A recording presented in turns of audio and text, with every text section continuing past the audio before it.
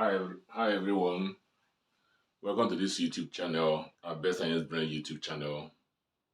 Today we are taking another version, another lecture in organic chemistry, advanced organic chemistry for students in tertiary institutions or higher institutions, and also for those who are offering their postgraduate studies in chemistry, organic chemistry, or pharmaceutical chemistry, or any organic related course, in the university, polytechnic, or in the college of education.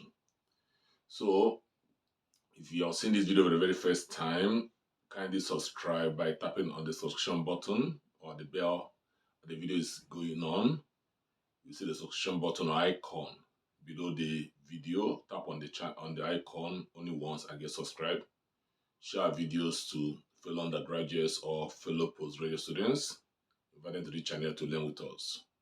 Welcome constructive criticism that will help us improve better in this video. So we have done different aspects. We are still continuing on reaction mechanism. So we have done different examples of reaction mechanism in this channel. We have done the free radical reaction mechanism. We have done the electrophilic substitution reaction mechanism. We have done the nucleophilic substitution reaction mechanism. But today we're going to elimination reactions or reaction mechanism, a different type of reaction mechanism. And as you know, in organic chemistry, you want to understand organic chemistry very well, you have to understand the mechanism of which reactions take place. So you're able to understand the mechanism of which reactions take place, basically mean the step-by-step process or elementary processes by which reactions take place. So you have to understand this. If you understand it, then you can be able to understand or find the product of any organic reaction.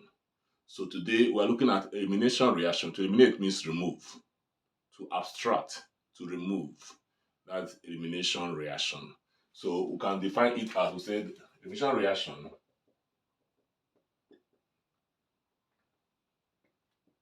is defined as the removal of two substituents in a compound.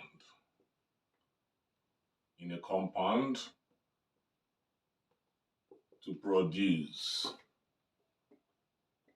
a pi bond.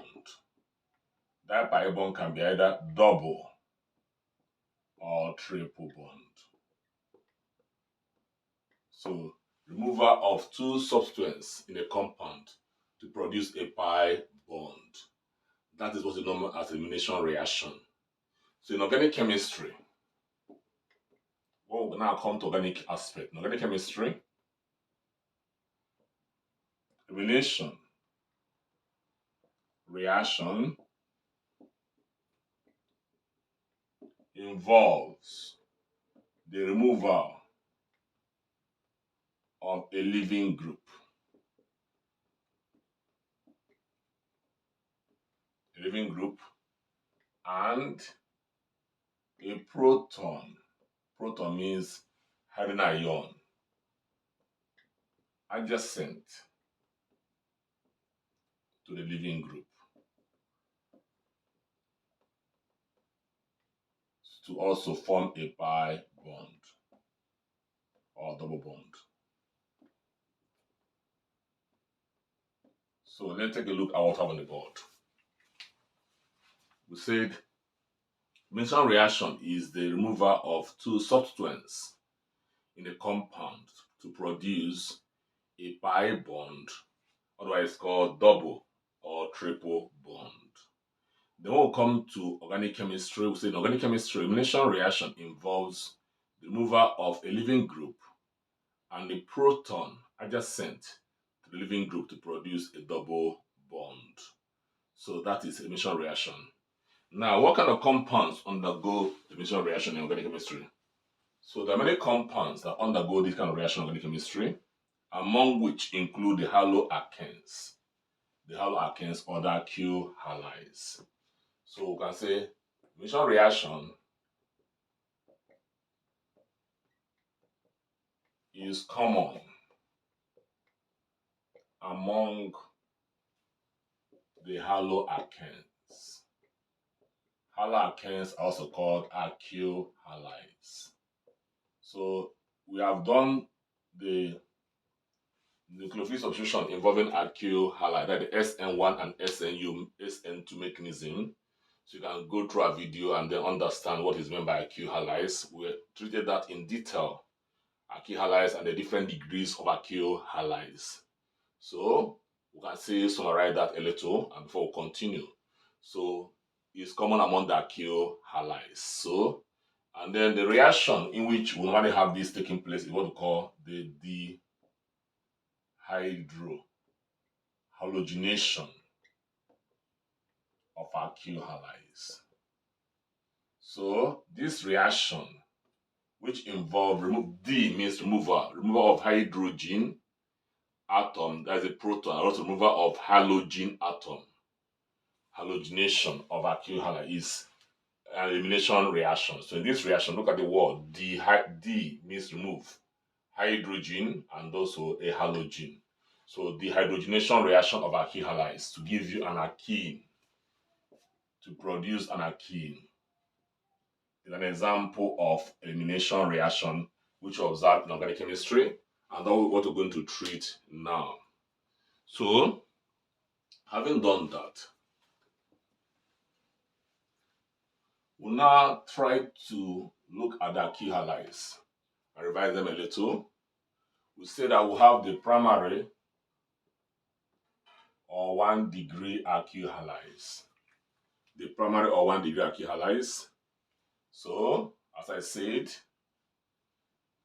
these are alkyl halides that have this nature. This is a primary alkyl halide. So you have only 1 alkyl group. This is a methyl group. Only 1 alkyl group, methyl group, attached to the carbon carrying the halogen. So it's called 1 degree or primary alkyl. You can start to open this if you want.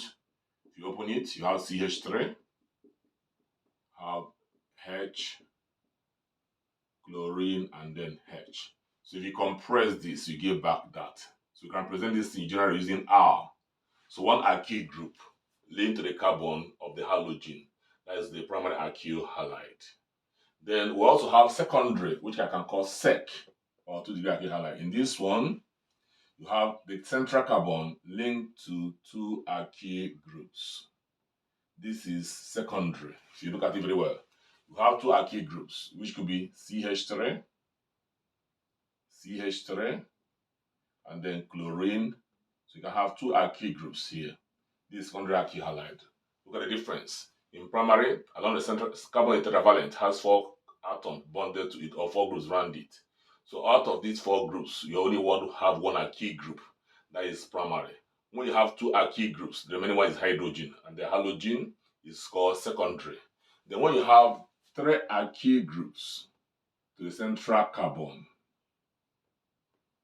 so this is now called 3rd degree or tertiary alkyl halide. So for example, CH3, and then chlorine, any alkyl, methyl, propyl, ethyl, any alkyl group you can use. So we have done a video on nucleophilic substitution reaction. Go through it very well and understand how we clarify alkyl. We're just trying to revise it before we go ahead with this reaction or with this topic today. So you can see that. So we have done nucleophilic substitution reactions where we did alkyl group in detail. So we have done that, but this is just a summary of what is meant by primary, what is meant by secondary or 2 degree, and what is meant by tertiary or 3rd degree alkyl halide. So having done that, we now have to understand what is meant by alpha and beta carbon in alkyl halide. So let's take an example of a haloalkane or alkyl halide as we call it. Then this is chlorine, hydrogen, hydrogen, hydrogen, hydrogen, hydrogen, hydrogen, and then hydrogen. So this is called in nomenclature, this is number 1. This is a primary alkyl halide, you know that, because the carbon carrying the halogen is this one. You then compress this side. This is 1, 2, 3 carbon, 1, 2, 3, 4, 5, 6, 7 hydrogen, and then carbon, hydrogen, hydrogen, chlorine. This is primary alkyl halide. You can see that because you have only one alkyl group bonded to the propyl, to the carbon carrying the halogen. In IUPAC nomenclature, we can call this compound 1-chloro because the group is the number one. Number the halogen carbon first. Then there are 4 carbon. 1-chlorobutane is the primary alkyl halide.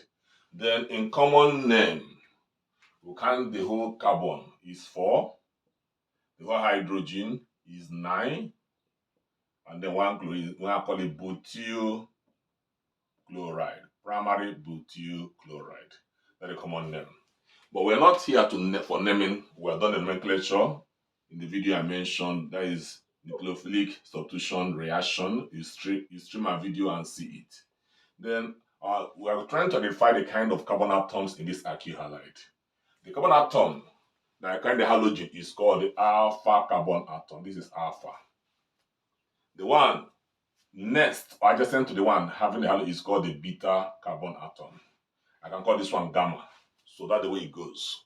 So but our interest is on the alpha and beta for this reaction to understand what you mean by alpha carbon and beta carbon. Okay. Now this is primary degree. Okay, let's out of this one. Maybe you have this. Have this. This is a secondary alkyl halide. Why did I say secondary? Look at this. So this group can be compressed to give you CH3. We can replace it with CH3. Replace one with CH3 also. That something of this nature. CH3, carbon, hydrogen, chlorine, CH3. It's same thing as this compound. So 2 alkyl group, methyl groups to the central carbon carrying halide is called secondary alkyl halide or 2-degree alkyl halide. Okay? So this is 2-chlorone. 1, 2, 3. Or 1, 2, 2-chloropropane. Now, but we are not after that. Or I can say call it isopropyl chloride, the common name. So our interest is to identify which of the carbon atoms is called the alpha and beta in this case now. The carbon atom carrying the halogen is the alpha carbon. So this is alpha. The adjacent one is beta. This is beta. And remember that there are 2 adjacent ones, one by the right, one by the left. This is beta carbon. This is also another beta carbon. So this one has 2 beta carbons. The carbon atom adjacent close to the alpha, the one carrying the halogen is the alpha carbon. So one by the left, one by the right. While this one has only 1 beta carbon. So be able to identify what is meant by alpha carbon and beta carbon. So having done that, we'll now go to the types of electrophilic substitution reaction. So what are the types of elimination, not elimination reaction? Sorry for the error. So there are 2 types of elimination reaction, just like we have 2 types in nucleophilic substitution reaction. So the 2 types of elimination reaction include the one we call the E2 reaction mechanism and the E1 reaction mechanism. So we have E2 reaction and then we have also E1 reaction. So what does E2 mean? The word E there means elimination. So E2 is elimination, then that 2 means bimolecular reaction. Then E1 means elimination unimolecular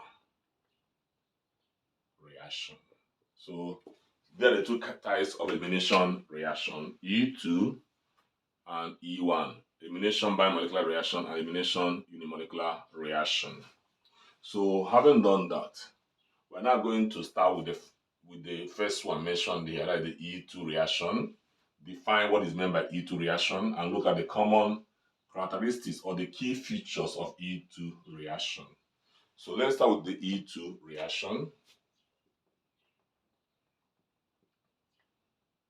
Reaction mechanism. So we can say it's a type of elimination reaction. It is a let me call it single step,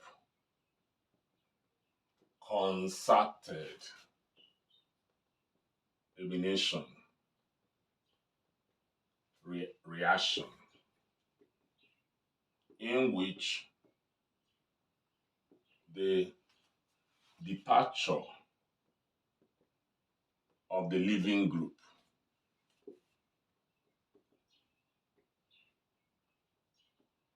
and the proton abstraction. As I say, proton means hydrogen, occur the same time. So it's a single step reaction. That's, or you can say it's concerted reaction, whereby the proton, the leaving group, departs at the same time as the proton. So that is it. Then number two, we say that it is a bimolecular. That means the reaction involves the rate of reaction depends on two substances. So it's a bimolecular, or you can still say it's a second order kinetic reaction, where or whose rate of reaction depends on the concentration of the substrate. The substrate here is the alkyl halide or halocane and the base. So the rate of reaction, or for the rate determined again by R, equal to the speed rate constant multiplied by the concentration of the substrate, which is the alkyl halide, multiply again by the concentration of the base, which is the attacking reagent or the mating reagent in this case.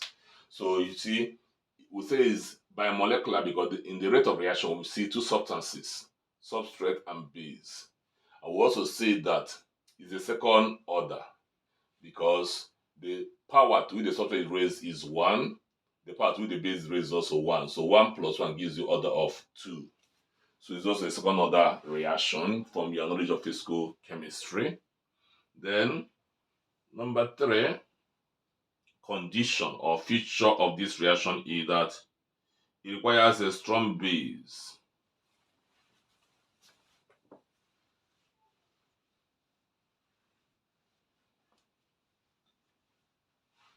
So number 3 requires a strong base. So the strong basis, normally place express of strong basis. So examples include metallic hydroxides like sodium hydroxide and potassium hydroxide. So whenever we see these hydroxides as bases reacting with alkyl halides, the reaction should be by E2 mechanism. Then we can also have alkoxides. Alkoxides are compounds. Like, for instance, if this is an alkanol, let's say ethanol. This is ethanol. So this compound is ethanol. Remove one of the hydrogen on the functional group and replace it with a metal, perhaps sodium or any metal. This now becomes an alkoxide. So which formula can be C2H5O, and it is now called sodium ethoxide. So these substances, alkoxides, are strong bases.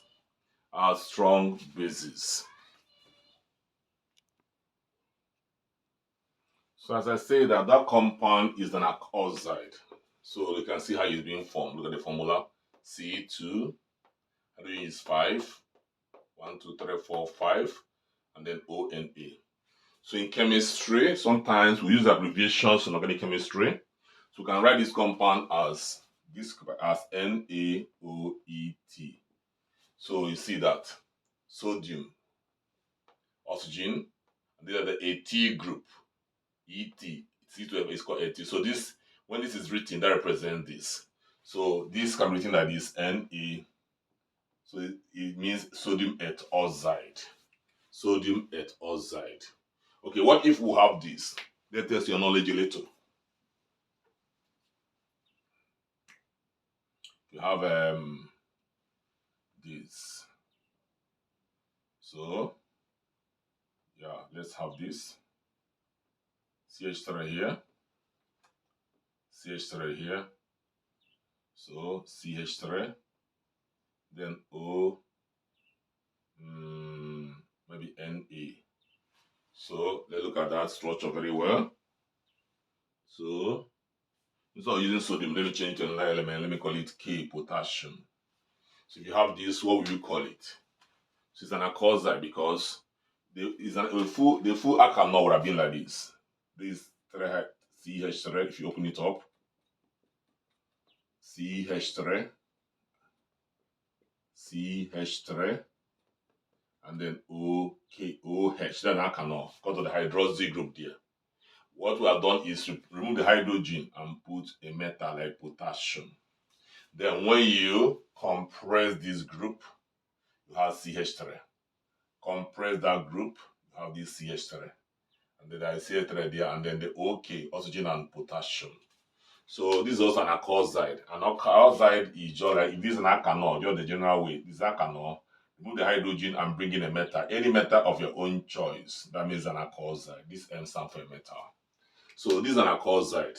So this is, how would I call it? Or what would I call, what would be the name? So if you look at the carbon, there are 4 carbon atoms in this alkoxide. Look at it very well. 1, 2, 3, 4. 4 carbon atoms. That is C4. Hydrogen is 3, 6, 9. H9. OK. Ordinarily, I would have called it potassium butoxide. Yes. Potassium butoxide. Or I can still call it potassium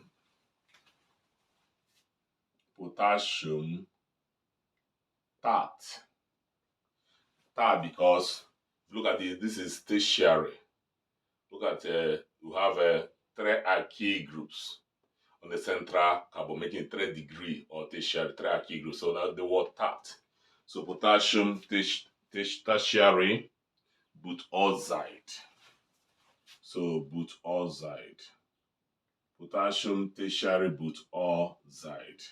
So that is the name of this. So if I want to write it in a short form, how would the formula look like? So the way I wrote that of sodium, the similar way, and now I write KOT,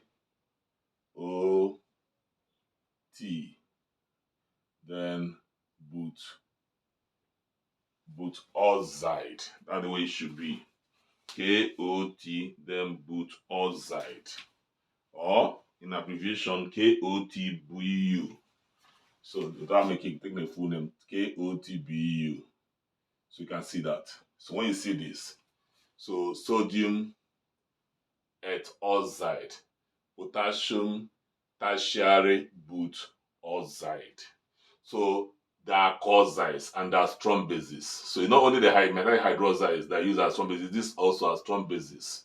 So whenever a chemical reaction involves any of these strong bases, that means that reaction will occur by elimination E2 by molecular reactions. Please note all these points.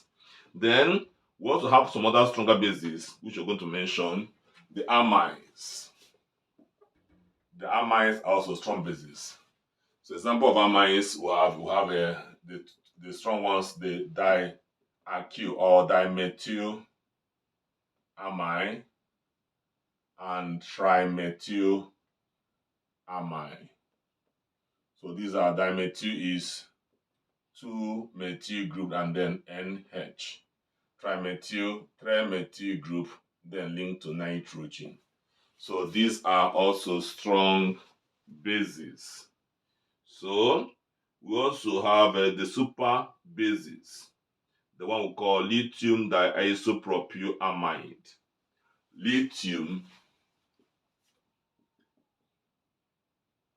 diisopropylamide. So this is also abbreviated as LDA. LDA. So these are the bases. Look at them very well and take cognizance of them, note them. These are the bases that are always required for E2 elimination reaction mechanism. So whenever a chemical reaction involves any of these, that means that reaction will always occur by E2 mechanism. So this is the third condition required for E2 reaction to take place. The fourth condition is that this reaction sometimes occurs in the presence of aprotic solvent, aprotic polar solvents. So, number 4,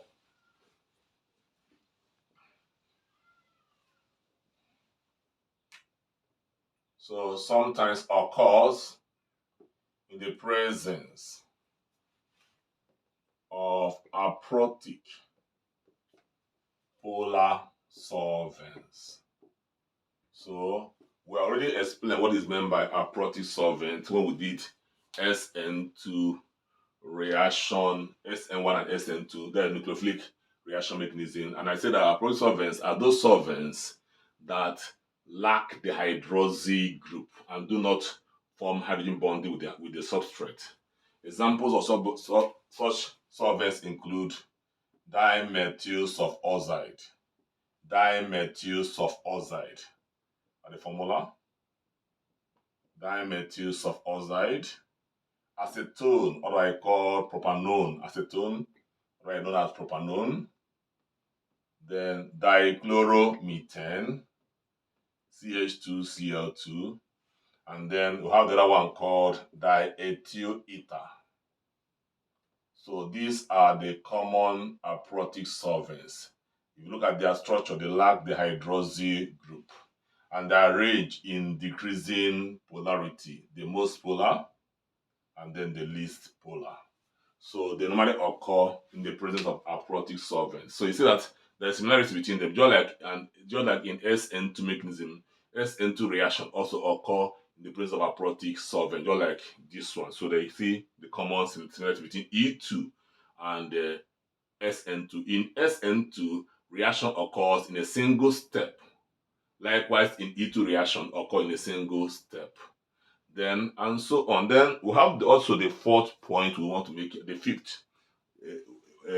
fifth condition for you to have SE2 reaction is that always involve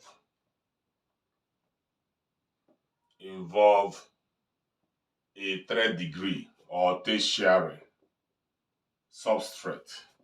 So I explain what is meant. I did not the video. I explain what is meant by third degree alkyl halide. So normally involve a third degree substrate. So that is E2 mechanism. Normally take place in place of third degree substrate. Then the question is can it take place in place of 1 degree substrate or 2 degree substrate? It does not occur in place of 1 degree substrate. No, yeah, it can take place between in a 3 degree substrate, 2 degree, and also 1 degree substrate. So it can take place in both, whether it's primary, secondary, or tertiary. Usually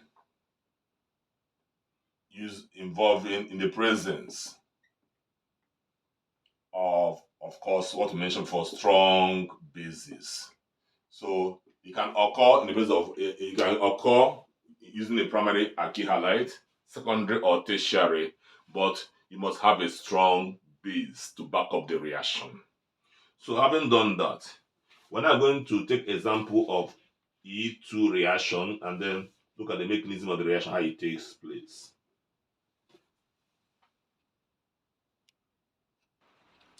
So one of the reactions that will involve E2 mechanism is the one on the board, the hydrohalogenation of 1-bromohexane using potassium tertiary butoxide. You can see the equation.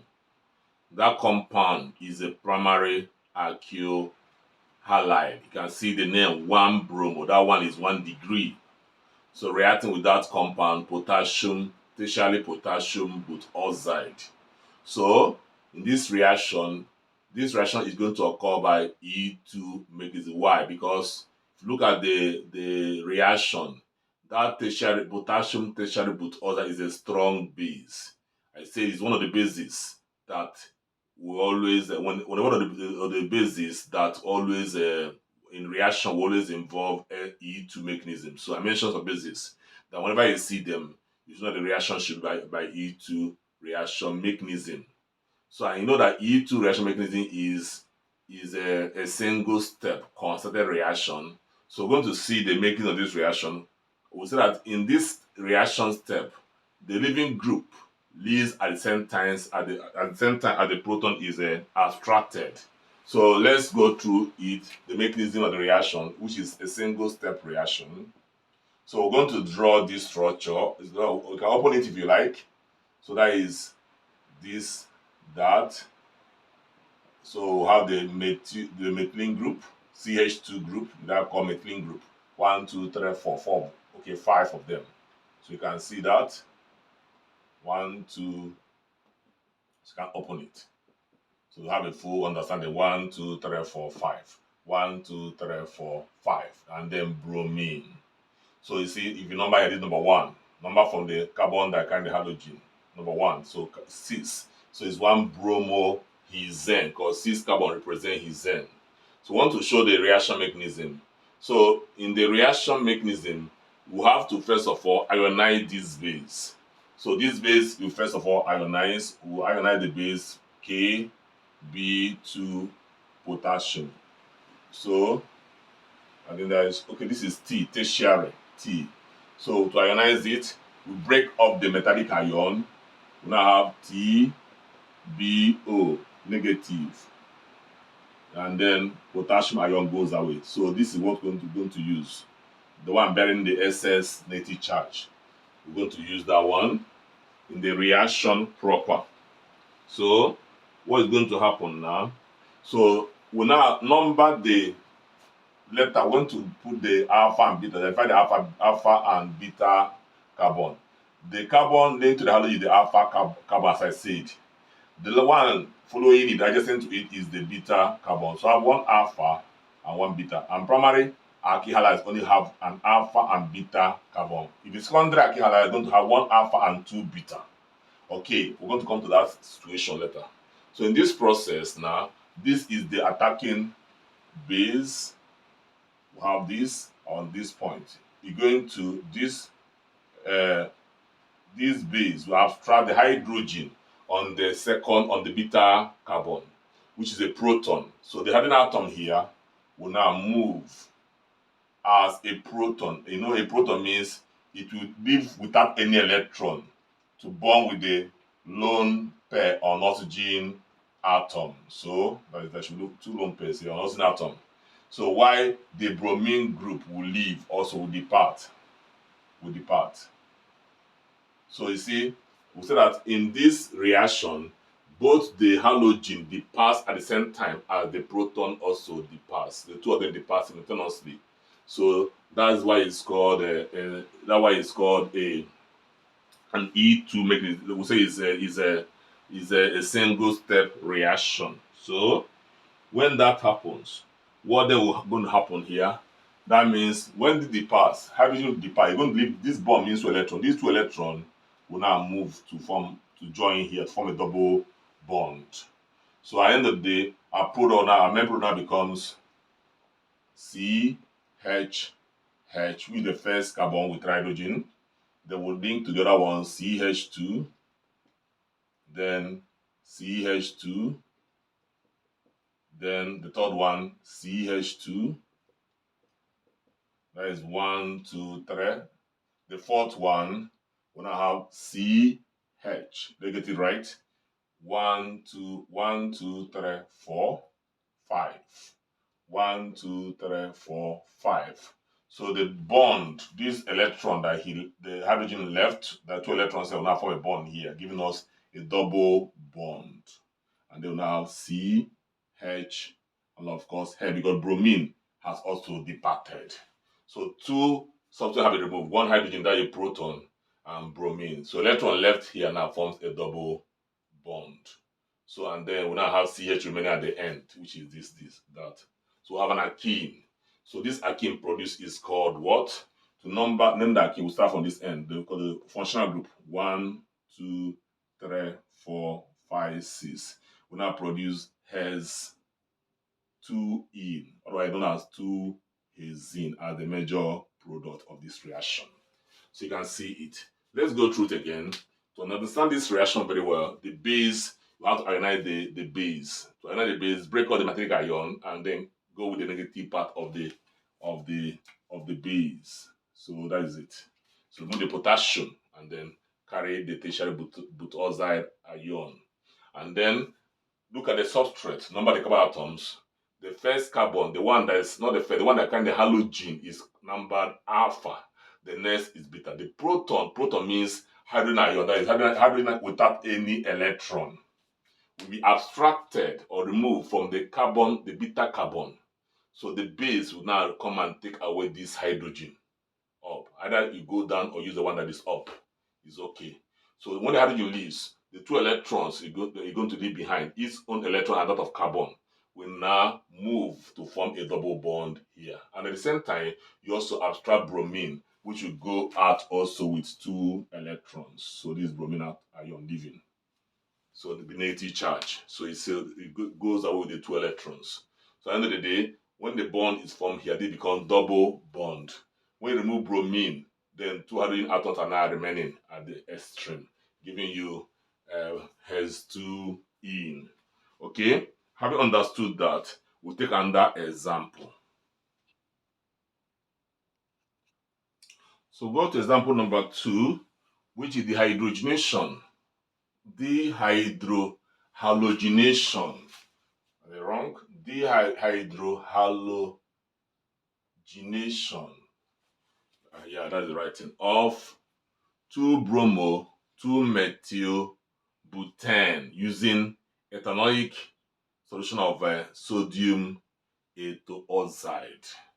So in this one, perhaps we expect us to draw write the formula ourselves. So we can get the formula ourselves. So this is butane.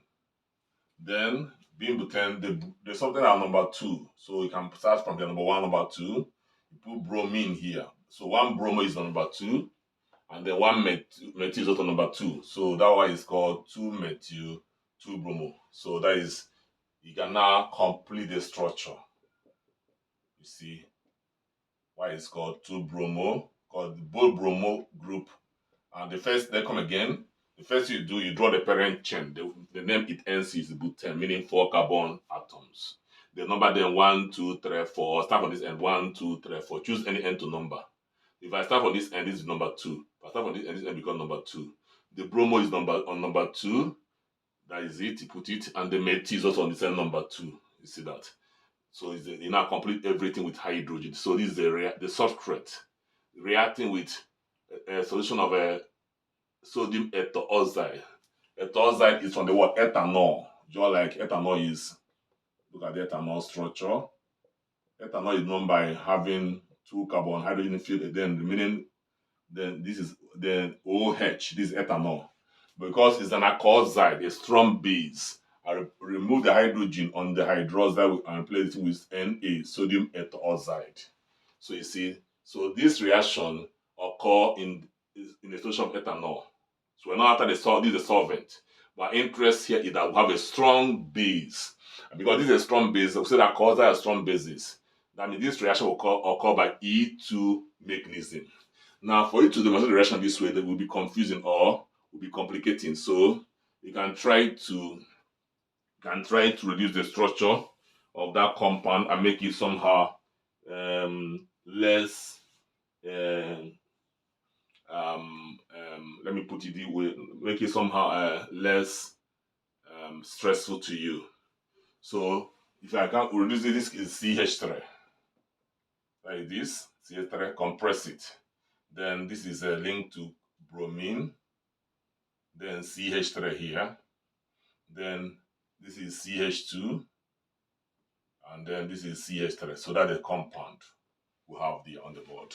And for this one, you still have to reduce it in a way and make it a sodium ethoxide. This is ethyl group, C2H5ONA. Sodium C2, 2 carbon, 1, 2, 3, 4, 5, 5 hydrogen. Oxygen is 1 and sodium is 1. So this is a compound. So I can use it like this if I want, or I can write it in a short form. The short form we'll be using is NaOET, sodium ethoxide. So whenever you see this, it's something as that. But if you don't wish to use this, since we used this method before, you can use it in this form. What you do, you have to ionize this compound, remove the metal from it. Then remove the metal, you now have C2H5, that is, and then negative charge, and then sodium ion. So you now go with this negatively charged species. So that is going to be plus C2H5O. So or let me put oxygen this side, plus O, C2H5. Oxygen is negative charge. It's the one that contains the lone pair. So that is it. So this is okay. Or if we wish to use this one, NaOET, you ionize it, remove the sodium, we now have sodium, then plus oxygen linked to the ethyl group. So this and that are the same thing. So either you use this way or use it the other way. So you don't get confused. But sometimes in organic chemistry, we try to abbreviate compounds in this form. So when you see it, you don't get confused. This is something as sodium ethoxide. So it's if I put potassium here, it becomes potassium ethoxide. They are called alkoxides, and alkoxides are strong bases. So let's go straight to the reaction mechanism and then look at how this overall E2 reaction occurs. So let's see. We'll move up and then draw the structure up here. We have CH3, we have carbon, CH3, we have bromine, we have CH2, we have CH3. Then we will now have we're going to number the carbon atoms. I mean, using the alpha and beta symbol. As I said, the carbon carrying the halogen is called the alpha carbon. And the carbon near adjacent to the carbon of hydrogen is called the beta. Beta. This is beta. You see, I have another one on the other side. This is beta. So why do we have two beta? Because this compound is a tertiary. It's a tertiary haloalkane. Alkyl group CH3, alkyl group CH3. Combine this thing C2H5. Another alkyl group. So alkyl group here, alkyl group there. Alkyl that give why you're having a tertiary alkyl. Why you're having two beta carbon atoms, two non-equivalent or beta carbon atoms. Why would we say they're not equivalent? Because this is carrying two hydrogen, while this one is carrying three hydrogen. They're not carrying equal number of hydrogen. We'll say non-equivalent adjacent beta carbon atoms. And then when you have this situation now, when you have the alkyl halide having two beta carbon atoms, then chemistry, organic reaction mechanism suggests that you're going to have two products. You're going to have two products, of which one of them will become the predominant product. So let's see how this happens, because the proton can be removed from this beta carbon or can be removed from the other beta carbon, and that'll give us two different products. So let's start by maybe bringing in the base on this side. So the base is this ion. So the ethoxide ion on this side, and then let's draw this very well. Instead of let's bring out the hydrogen that you're going to abstract on this end, and then of course we're going to move the bromine at the same time as the hydrogen or proton is removed. At the time that the proton goes to the oxygen of the base. So when this happens, remember that when the proton departs and moves to the oxygen of the base, when the proton goes to the oxygen, there are two hydrogen here. These two hydrogen, there are two electrons here. This single bond, this electron will turn back to this. The electron move back to this bond to form a double bond there. That is an alkene will result. So let's see how it goes. The product will now become CH3, then C, bromine ion being removed. Then I have CH3. Then this electron goes here to form a bond. That is the double bond is formed here.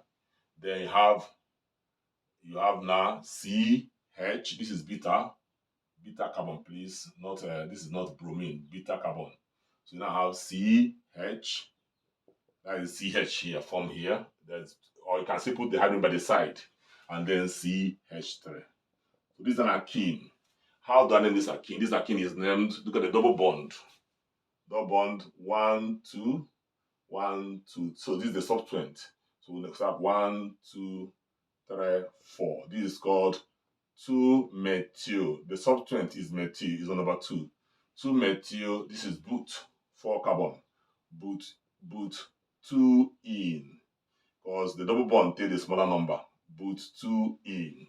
So 2-methyl, but 2 in. If you are not conversant with nomenclature of organic compounds, stream our videos. Stream our videos, and you're going to see what we did nomenclature of organic compounds. We did all these things there. Then you can take your time to learn how to name organic compound very well before you move to this aspect of our higher organic chemistry. So 2-methyl, but 2 in. Okay, that is it. Then what if the abstraction occurs here? So let's clean up this and draw it very well. Again, let's return it to the former structure, the way it is. Okay, so let's go back. Let's say these are also under beta carbon. So let's draw the base here. And then remove the hydrogen proton. That is the proton. If I remove one proton here, now bring out one hydrogen ion to show that I want to detach one proton from this side. So if the abstraction occurs here, will the name be the same? So let's see if this hydrogen goes to this point or is removed, given to this. Of course, the halogen will also leave at the same time, depart at the same time. So the hydrogen ion leaves, leaving the 2 electrons that will now move to form a bond there. So we have another product. Now, the structure will change. We'll now have CH2 double bond, because they have to be removed. So double bond is formed here. Then then CH3, bromine has been removed. Then we have again CH, okay, CH2, that is CH2 there, and okay, and then CH3. And that compound produced, which is the isomer of the first one.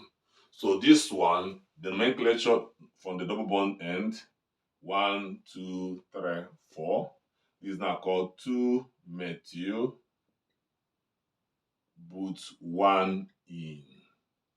So we have 2 products here. So if in an SN, an E1 or E2 reaction mechanism, the alkyl halide you are using is either a secondary or a tertiary alkyl halide. What's by tertiary or secondary? You should expect to have 2 products, and you expect to have 2 products. So the attack can be on the first beta carbon or the second beta carbon, and you have 2 different products.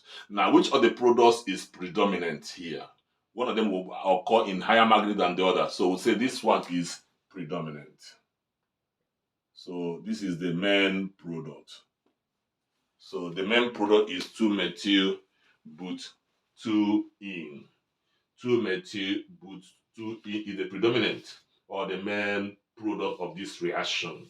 Now, why do we say that 2-methyl, but 2 in is the predominant product?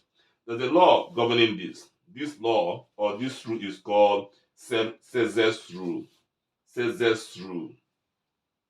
So what does Saytzeff's rule state? Why do we prefer that 2-methyl, but 2 in as the main product as compared to 2-methyl, but 1 in? Saytzeff's rule says that in a elimination reaction, the more substituted alkene attached to the double bond is generally the major product. So the more in elimination reaction, the more substituted alkene,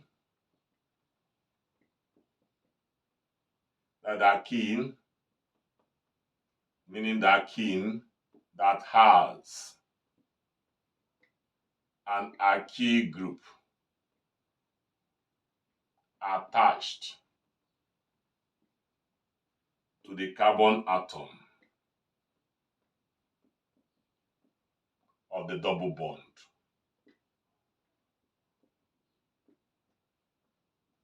is the major product. So this rule is called Saytzeff's rule in organic chemistry. So that in elimination reaction, the more substrate alkene or alkene that has an alkyl group attached to the carbon atom of the double bond is the major product. So you can see in this one, this is the more substrate alkene. So that's why this is the predominant product. So having done justice to E1, E2 reaction mechanism, so let's now go to E1 reaction mechanism.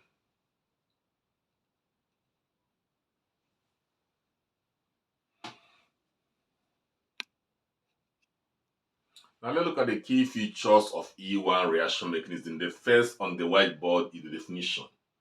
The type of elimination reaction in which the bond cleavage or the leaving group occurs before the proton is abstracted. So in this reaction mechanism, is not a single step reaction or it is not concerted. So what it means is that unlike E2, whereby the proton and the leaving group live simultaneously or the same time, in E1, the leaving group is removed to form the carbocation before the proton is removed. So it occurs stepwise. It occurs in 2 steps.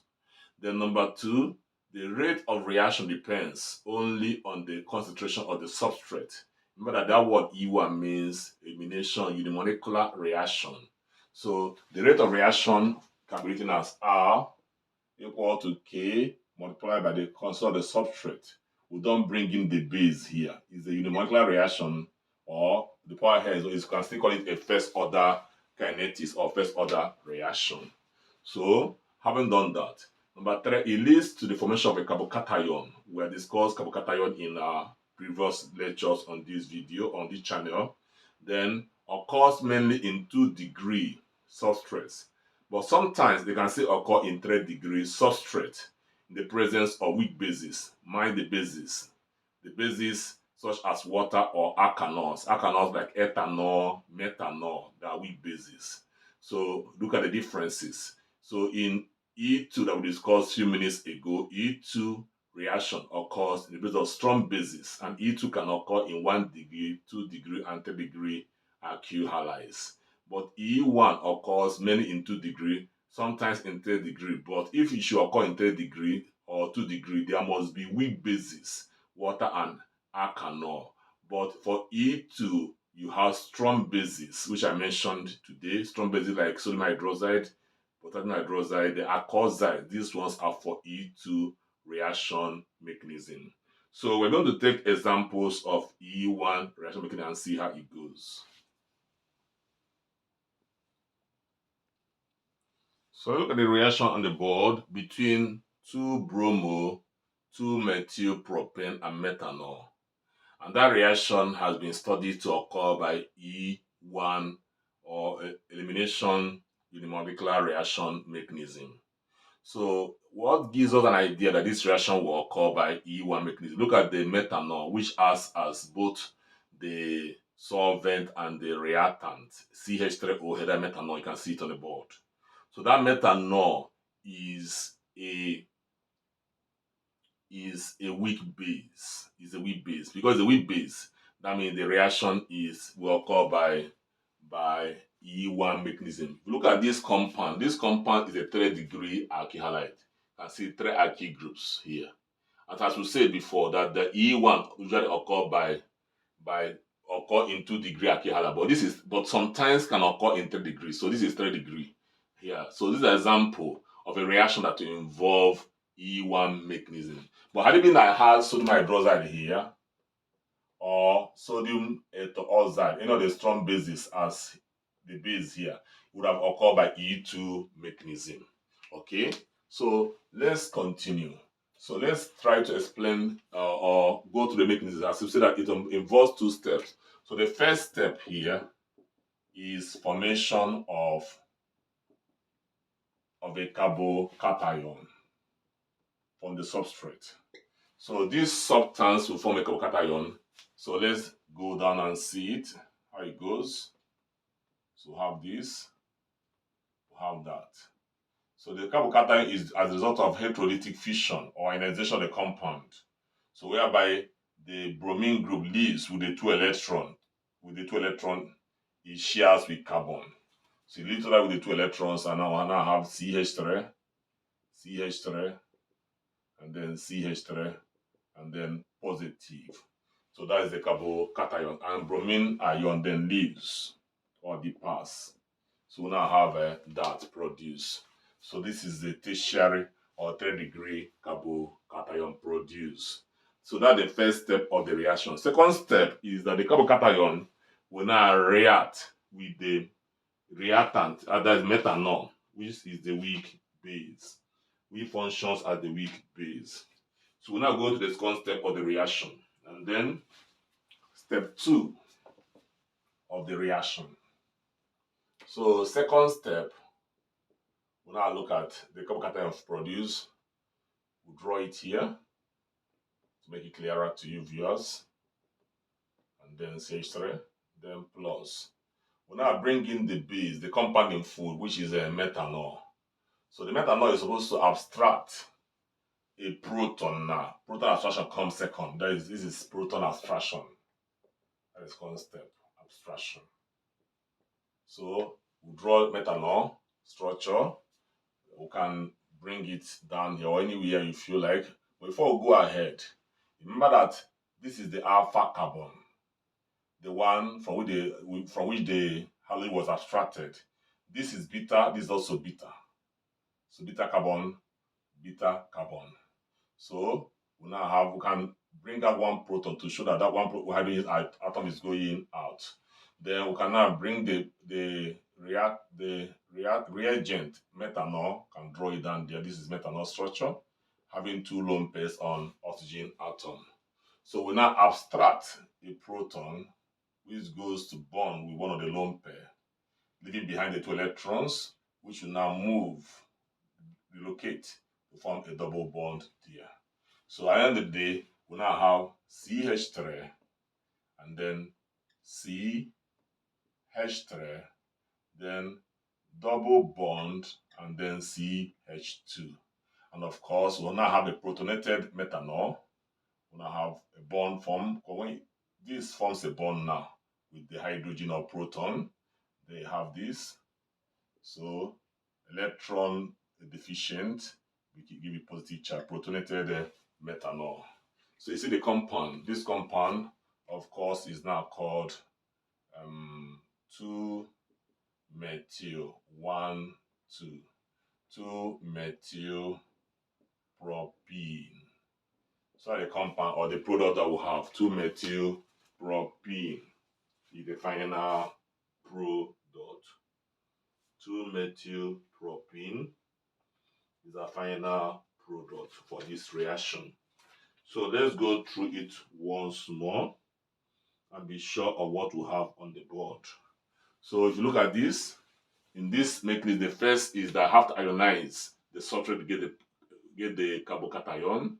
The next, the reactant, because in the first stage, remember why it's called unimolecular, the rate of reaction is R equal to K substrate. We don't bring in the base in the rate equation. So the methanol is not involved in the formation of the carbocation, which I have done the first step. It comes in the second step to remove the hydrogen atom from the beta carbon. Now, some may argue, so when I mentioned Saytzeff's rule, I said the hydrogen can be removed from either this beta carbon or this other beta carbon. If I move the methanol to this point and remove the hydrogen from this point, would the compound change its formula? The answer is no, because whether hydrogen is removed from this end or from this end, we have the same compound. Why is this so? Because these two beta carbon are equivalent. They have the same number of hydrogen, CH3.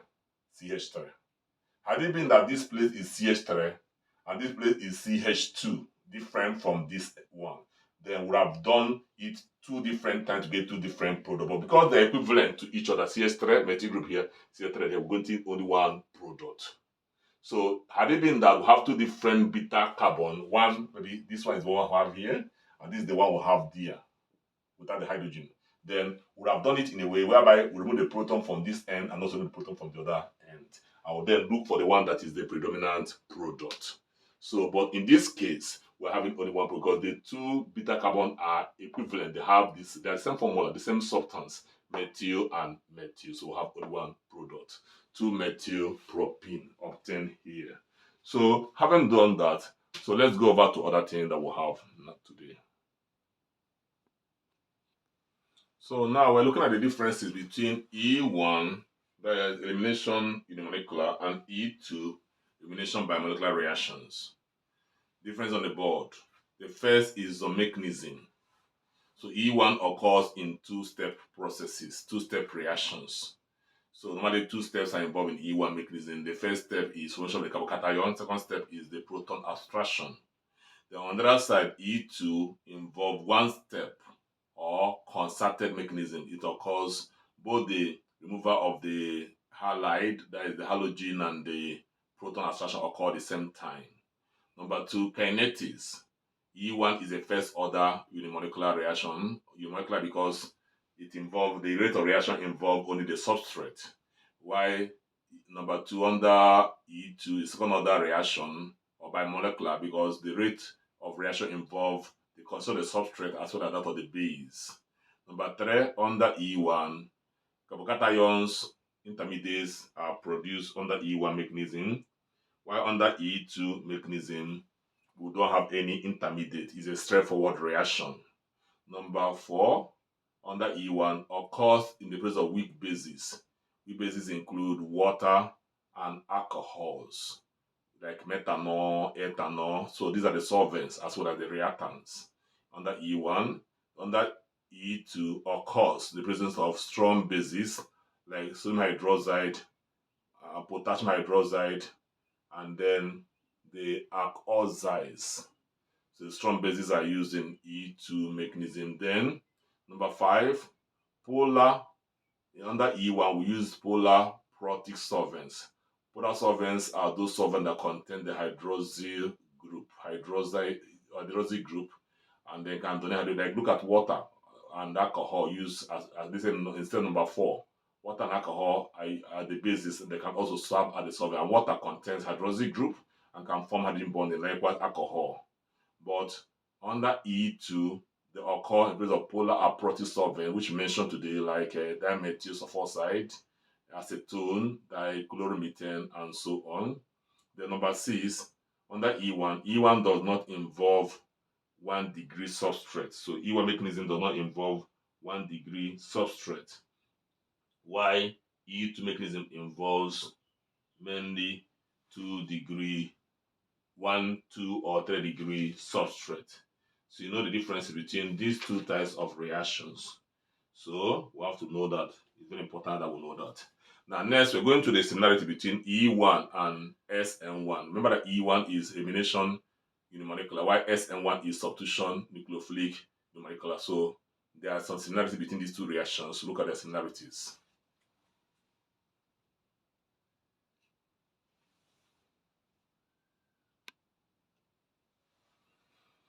So on the whiteboard, we're looking at the similarity between E1, which is elimination unimolecular reaction, and SN1, which is substitution nucleophilic unimolecular reactions. So we have done the substitution reactions in our previous video, so you can go through that one before you come to this video. So the first, we say both involve formation of carbocations. So in both E1 and E2 and SN1, we have carbocations produced. Number two, rate of reaction depends only on the concentrations of the substrate. That's why it's called a unimolecular reaction or first order. Look at that rate equation. You have R at the rate, K at the rate constant, and then the bracket substrate is the concentration of the substrate. So it depends only on the substrate, not on the base. Then number three, both are favored in polar protic solvents, which help stabilize the carbocation. Polar solvents like water, alcohols, so are required for this kind of reaction, or organic acids, so are required for this E1 or SN1 reaction. The number 4, both can lead to multiple products. So in E1 mechanism, if we have a tertiary or a secondary alkyl halide, we can have 2 beta carbons, and that will lead to 2 different products, in which one of them will be the major product according to Saytzeff's rule. Why in SN1 mechanism, if the carbon atom is chiral, it can lead to what called racemic mixture.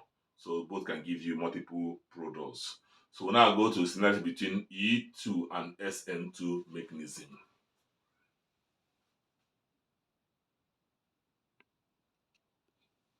So we look at the similarity between E2 and SN2 mechanism. E2, as we say, stands for elimination by molecular reaction, and SN2, which I've studied other before, is known as nucleophilic substitution by molecular reaction. So the first similarity is that both reactions occur in one step, in a single step. So the reactions are concerted, as we use that word. Concerted, they occur in one step, where bond making and bond breaking occur the same time or simultaneously.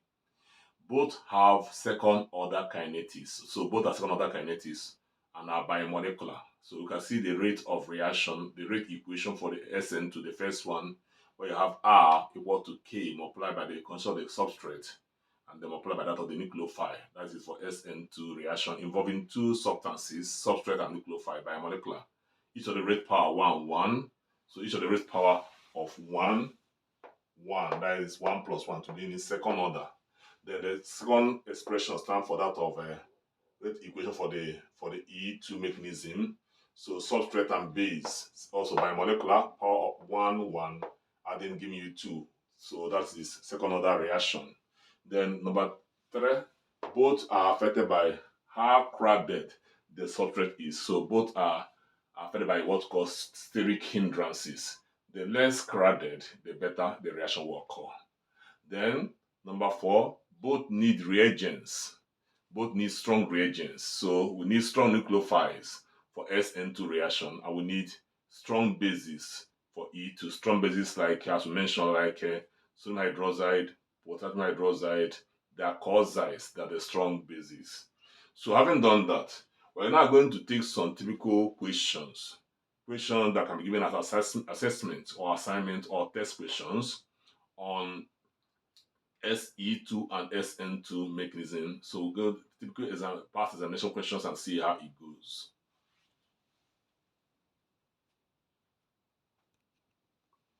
So let's look at the question on the board that says predict the mechanism of the reaction shown below. So we have that compound, which you can name as 2-chloro-2-methylbutane, reacting with sodium hydroxide, the presence of water at 80 degrees Celsius. So we have to predict whether it's going to occur by E1 or by E2 mechanism. You look at the compound, the alkyl halide given to you on the board. This alkyl halide is a tertiary alkyl halide.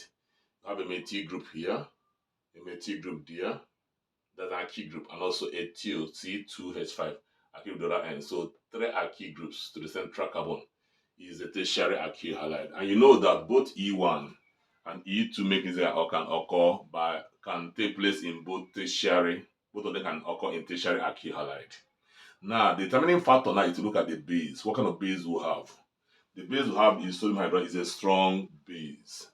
So being a strong base, and we know that strong bases are used only for E2 mechanism because it's a strong base, not a weak base. So this reaction will occur by E2 mechanism. So E2. So let's now show the reaction. I know that in E2 mechanism, the reaction occur in a single step. So let's look at the reaction occur in a single step, whereby the proton is abstracted at the same time as the halide group or the halogen leaves. So we have that. So we don't form carbocations in E2 mechanism. So what then do we do here now? So what we now do is this. We're going to give a numerical number the carbon. This is the carbon halogen is alpha. This is beta. The next adjacent. This is also beta. And if you look at these two carbon atoms, they are not equivalent. This is CH2, this is CH3. That means we're going to have two products, and then based on Saytzeff rule, we decide on the one that is the predominant product. Okay, because there are two non-equivalent beta carbon. So now we're going to remove this. It goes away with two electrons off as an anion. Then from here, we can abstract one proton. That's what I'm doing. Remove the two here, and then bring one hydrogen out. One proton using the base. But before then, remember that the base must have to ionize to give you sodium ion and the negative, which is hydroxide ion, which is negative ion. So these are the ions that I'm going to use for the abstraction. So bring the hydroxide ion here to pull off the proton from the beta carbon. So when you remove the proton here, so this is concerted, the two occur at the same time. You remove the proton, the electron shared here will now return to this point to make a double bond. So you now have this product, CH3, CH3 on top, and then double bond formed there, then C, proton removed. So CH and then CH3. I can still bring the hydrogen up if I want with the bond and put another bond here. That is still the same. And then the chloride ion goes off as an anion, is removed by an anion. So they see the reaction. So, but now let's name this compound. So name the compound 1, 2, 3. This is 2, number 2, 2 methyl, but 2 in. But 2 in. So now let's now move this reagent to this side on the beta carbon on this side and see what we're going to get.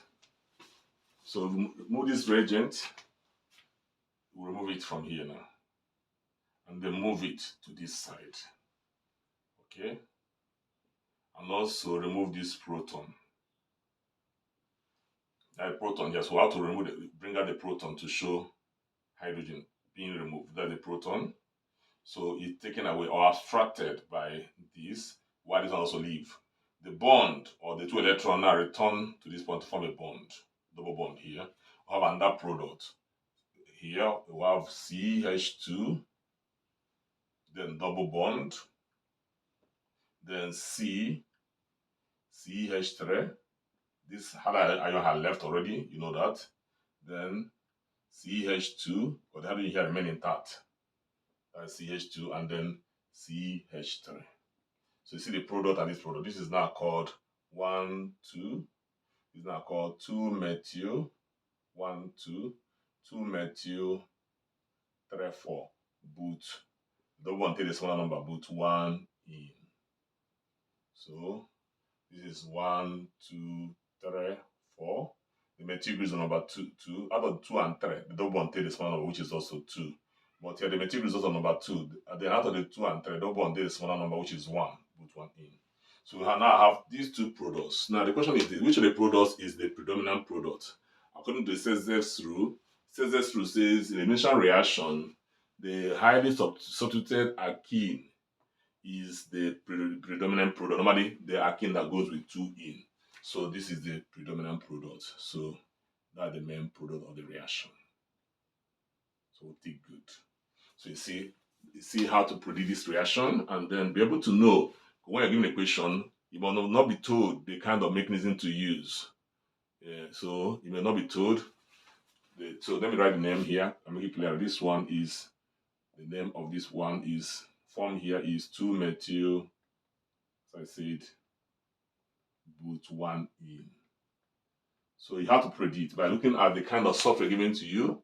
If it's a tertiary substrate, it can go by E1 or by E2. If it's secondary, it can still go by E1 or by E2. But if it's primary, normally it goes by E1 mechanism. So no, if it's primary, it normally goes by E2 mechanism.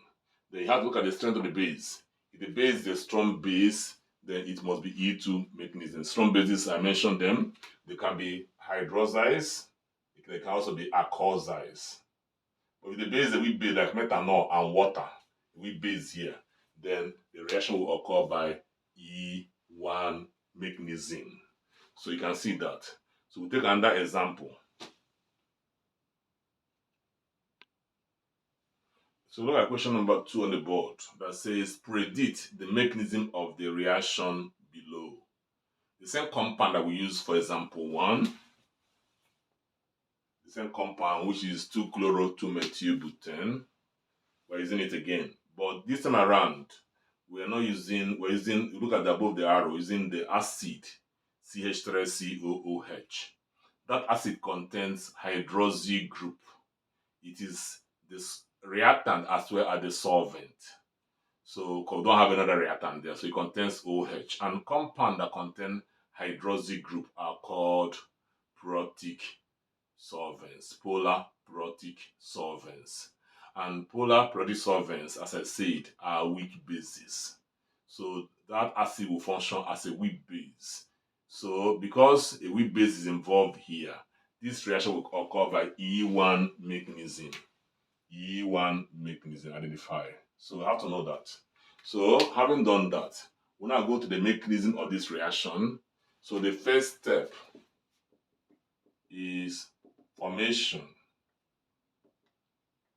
of a carbocation. So that's the first step involved in this reaction, the formation of a carbocation. So the substrate will undergo a reaction or a fission process whereby the halogen will be removed by heterolytic fission or ionization process as the case may be. So it pulls away the 2 electrons, and then we now have CH3, CH3, and then CH2, CH3. That's giving us a carbocation produced. So that's the first stage involved in this reaction, formation of a carbocation. The next stage is going to be, and of course this is the slow step, the rate determining step, that's the first step. Then the second stage will now be the abstraction of the proton, removal of the proton. So stage 2, abstraction of the proton. Remove the proton. So this carbocation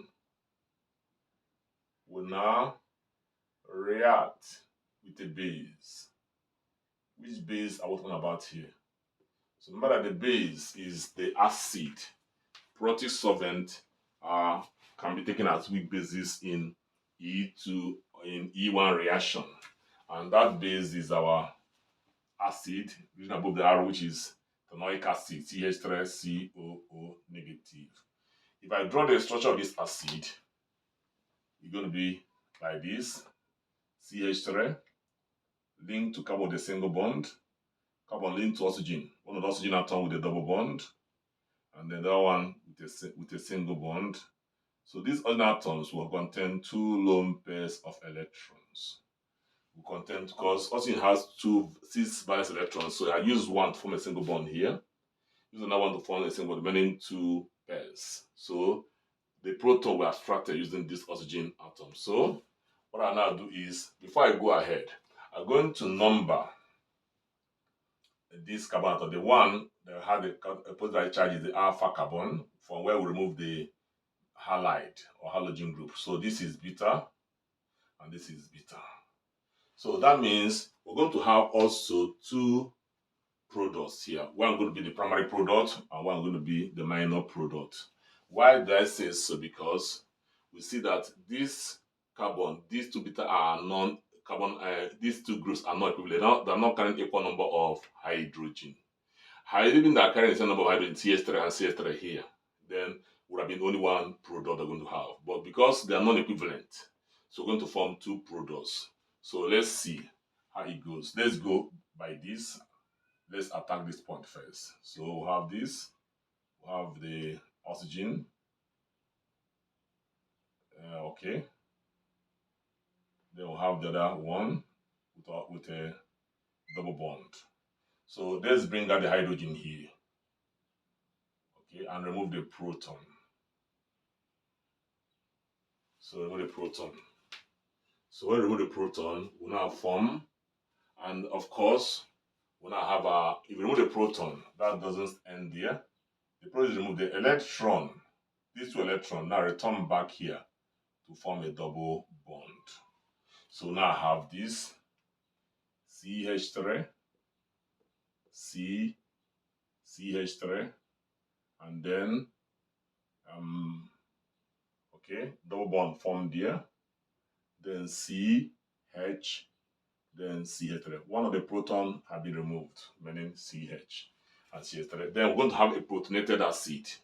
So we now have a CH3, C, okay.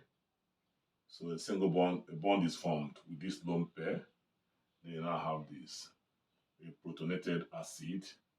Maybe make it clearer. We have C, okay. Okay, double bond here to oxygen. Protonated ethanoic acid. So having done that, then we'll still look at another situation whereby we absorb the proton from this other end. So let's see. Remove this.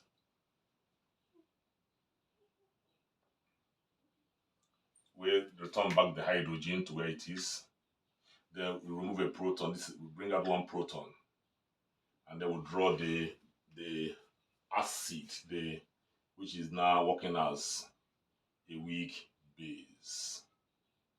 So they draw it very well. CH3 linked to carbon, linked to one oxygen with a single bond. There is hydrogen here, and then one oxygen with a double bond. The same acid, now functioning as a weak base. So in this case now, we're talking about this proton. When this proton goes to this, to protonate this oxygen, then this bond returns back to form a double bond here. We have a second product, which should be CH2, double bond, CH3, other drawn, okay, they get it clear, CH2, okay, CH3, then you have a CH2 and then CH3. So look at these two products and then look at their names. These two products, this and that, are they the same thing? To name this compound, I start to number the carbon from the end closer to the double bond. 1, 2, 3, 4. This substance is number 2. I call it 2-methyl. The double bond number will be the lower number. That is 1. And there are 4 carbon. Put 1 in. So 2-methyl, put 1 in. That's the name of the compound. Why this one? Not to name it. I also number the carbon atom from the end that is close to the double, to the substrate that is here. 1, 2, 3, 4. So having done that, this is now called 2-methyl. See? Then boot also because of 4 carbon. Then we have to boot 2 in. The 2-methyl, the position of the substrate, boot 2 in. We have the double bond lying between 2 and 3. Here it was between 1 and 2. 2, 1, the smaller number. Between 2 and 3, we take the smaller number, which is 2, boot 2 in. So which of them is the principal product or the major product? This one is the major product. Well, because this one obeys the Saytzeff rule because of more greater substitution occurring in this one. So that the major product in this reaction, 2-methyl, boot 2 in, is formed. So as we can see that E1 reaction, or let's call it SN1, E1 reaction and E2 reaction can both involve, both of them, Saytzeff rule can be involved in both of them. So depending on the kind of alkyl halide we are dealing with. If the alkyl halide is secondary or tertiary, we are bound to have 2 products. Normally, the one that ends with 2 in, it might be the predominant product. So look at them very well and look at the other examples we are taking. So we'll take more examples before we wind up this lecture. So look at number 3 question that says predict the mechanism of reaction between 1 bromopropane and sodium ethoxide. 1 bromopropane and sodium ethoxide. So let's go ahead and before we can predict, we look at the nature of of the alkyl halide. 1 degree, 1 bromo means 1 degree, 1 being in front. And 1 degree alkyl halides undergo only SN2 reaction mechanism. That's number 1. 1 degree alkyl halide do not undergo E2 reaction, elimination by molecular reaction mechanism. E2, sorry. So they do not undergo E1 mechanism. Then we look at the kind of base we have here, an alkoxide, and I will still say that the alkoxides are strong bases, and strong bases are used in SN in E2 reaction mechanism. So this reaction is typically an E2 reaction mechanism. By saying 1, the other is 1 degree substrate, and use a strong base, and that is also a indication of E2 reaction mechanism. And E2 reaction mechanisms are, as I say, they are one-step reaction. They don't occur in 2 steps. That is a concerted reaction whereby the leaving group and the proton are extracted at the same time. So that is a very simple reaction mechanism to demonstrate. The another thing we have to ask ourselves is this: are we going to have 2 products? Are we going to apply Saytzeff rule here? No, because Saytzeff rule is applied when we are dealing with either. It's possible to apply Saytzeff rule when you have either 2 degree or secondary or tertiary alkyl halide. For the fact that this is a primary alkyl halide, we are not expecting to have 2 products. We're going to have only 1 major product. So it's a simple one. So let's look at the step, or the reaction step or reaction mechanism. It just occur in a single step. So what I'm going to do is I'm going to draw this structure. I can open it up to make it clearer to you, our viewer. So you have this, you have this, you have this, and they have bromine. So number 1, 1 degree. Then for this one to come in now, we have to ionize this. We have to break into ions. Remember, you have to remove if you ionize it, remove the metallic ion, sodium, remaining C2H5. The heteroxide ion produces here. So that is it. So remove the sodium ion, and now left with C2H5, that is 2 carbon, 5 hydrogen, and oxygen. Remember I told you this can be abbreviated by writing it as NaOET, sodium heteroxide, whereby this OET represents also this same ion. So we pick this ion now to abstract the proton. To abstract the proton, we have to define the carbon atom. This is the alpha carbon, this is the beta carbon. The abstraction occurs on the beta carbon, the adjacent carbon here, because you see that there's no other carbon on this side. So I mean there's a beta carbon here and also another beta carbon on this side. We'll talk about having 2 products. So this is going to be giving you only 1 product. So we're going to have the reagent here. So that is it. Then, so what's going to happen?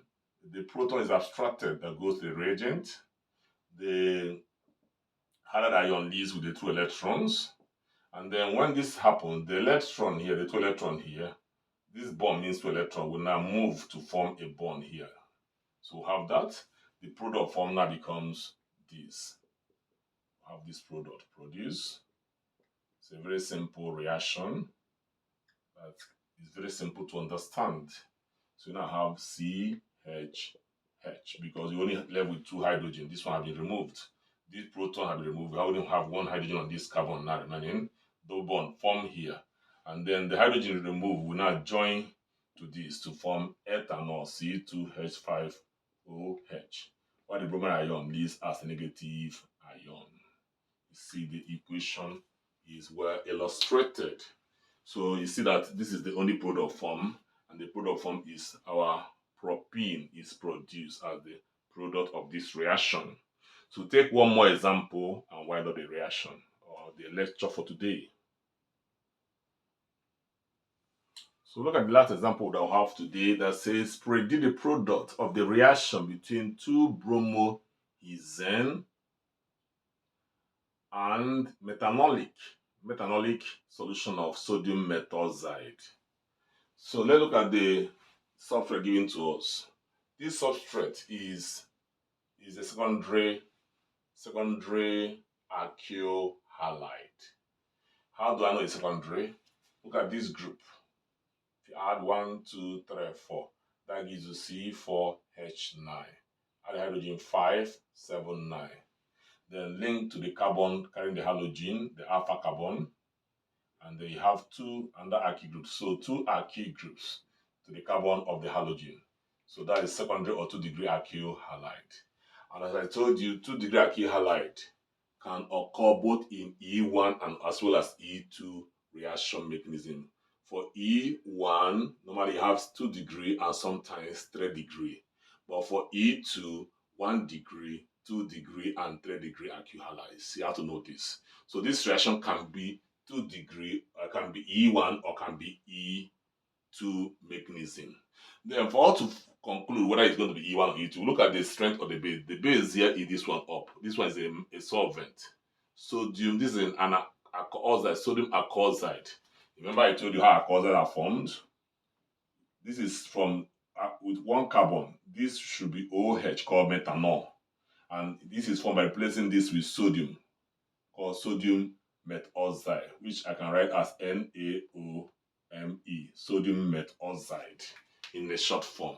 So, and alkoxides are strong bases. And strong bases are normally used for E2 reaction mechanism.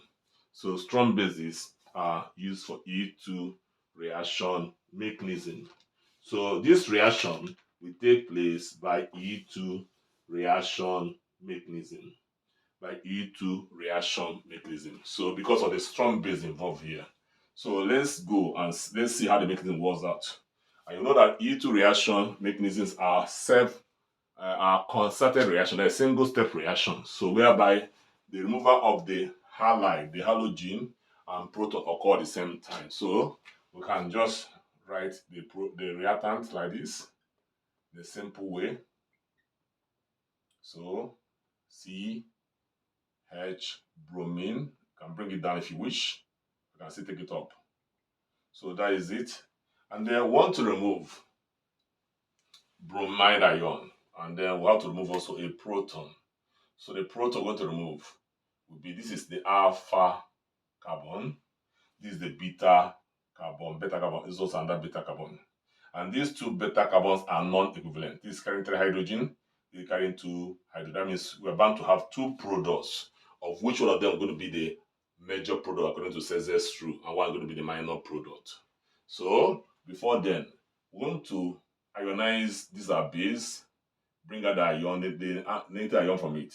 Remove the metallic ion, Na, remaining CH3O, so negative ion here.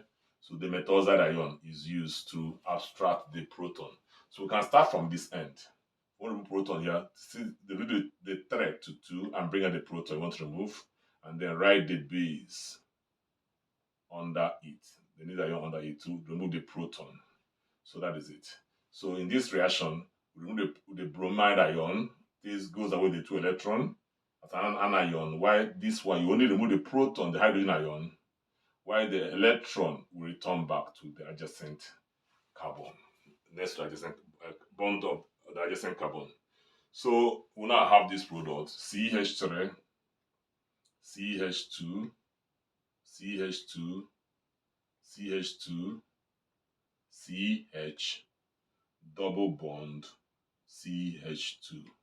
So that's one of the products that we expect in this reaction. So this compound will number from the end that close double bond. So 1, 2, 3, 4, 5, 6. This compound is now called, it says hexene double bond. Has 1 in. Good. So that one of the products we should expect has 1 in. So we're now going to again change the position of this base, and then go to the second. This is the, let's remove this. Repeat the process and bring it here, and bring the basic ion here at this point. And then we're going to remove 1 hydrogen, bring out 1 hydrogen for abstraction, or 1 proton for abstraction, please. So let's bring this in down a little. CH3, so that's the basic ion. And then 1 proton to be removed now, because there were 2 here initially. So having done that, So this time around, we're looking at this other beta carbon, they are not equivalent. As we say, this is CH3 already. So we return it back to CH3. Why this CH2? So the hydrogen here is abstracted as a proton without any electron to this.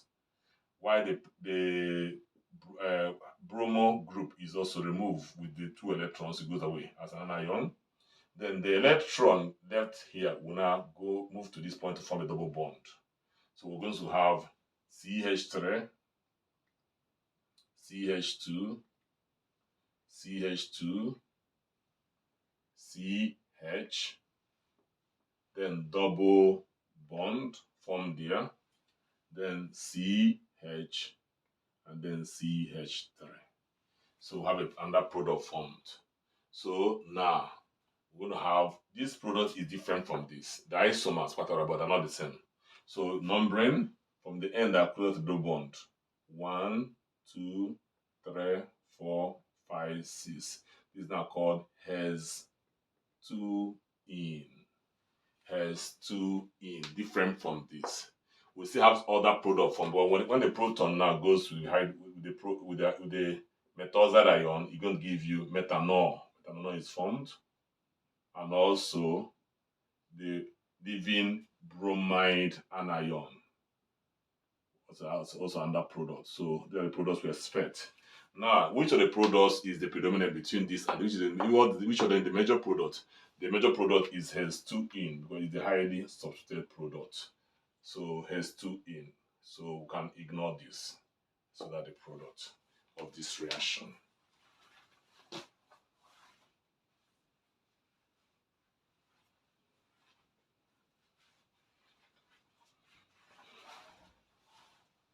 So we have come to the end of this lecture today.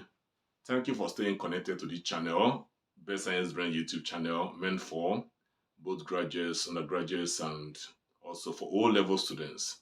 For those of you in O-level classes, we have lectures for you this summer holiday. Going to introduce some lectures and some practicals for you guys to pull you along.